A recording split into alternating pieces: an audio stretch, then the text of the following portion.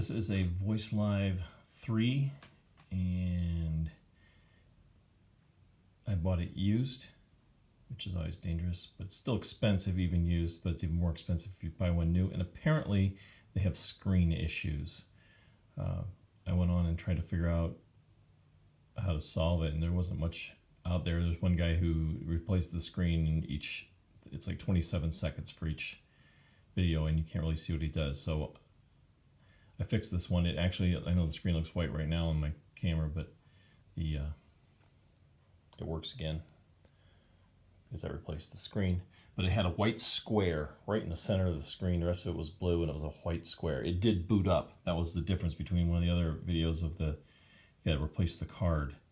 That card, it wasn't booting. This one did boot. It just, it had a white square in the middle of the screen. And if you move dials or punch things, it would, you could see it flicker a little bit. So I figured that's what, it was just a screen had gone bad. So you can buy these. They come from Full Compass. Just type in Full Compass and you'll find it. I don't know how to do links.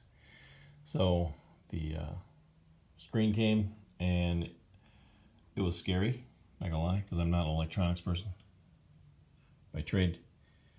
By screwing around, yes, but not by trade. So the but it worked, and I'll show you a little bit about how I did it and show you some pictures, and then we'll talk about how to do it differently than I did it, because I would have done it a different way now that I've done it. So all right, so you're gonna have to take out these side screws to get off the plate, side plates, and it's one piece. It's like a wraparound, and I had to revert to the man method of vice grips.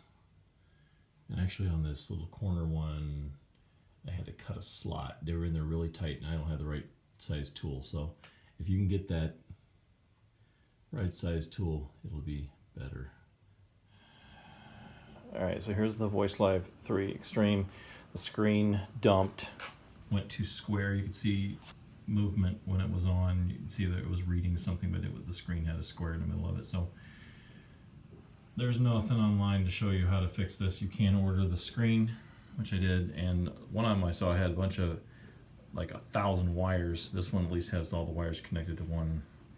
I don't know why they just didn't make it where you can clip it on. These things go bad. If you go and look on the internet, they're all over the place. So getting it apart, their screws are proprietary, so it was not easy to get them off, because it's not a 10. It's too big for a T10. It's too small for a T15, so it's like a T12 or something. I don't know if that exists, but I managed to get it apart, and so I'm going to try to fix it.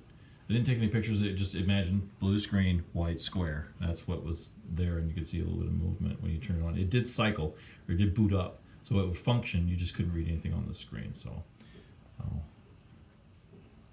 do what I got to do. I got to remove all these solders. I'm going to try a soldering gun first, and if that doesn't work, then I do have a little tiny torch, but I prefer not to use the torch. That would be bad. All right, bye. All right, here's the underside of the screen, and this is, I saw one guy on YouTube, it was like real fast motion, put a bunch of wires in there, and these are the wires. There's 20 of them, and what I would have done differently is I would have taken an X-Acto knife and just gone ahead and split the wires apart about halfway. This whole thing's about maybe 1.5 inches wide, that little strip, and then the one that looks really boogered there, that's the one I screwed up. So it's on there now, and it's soldered.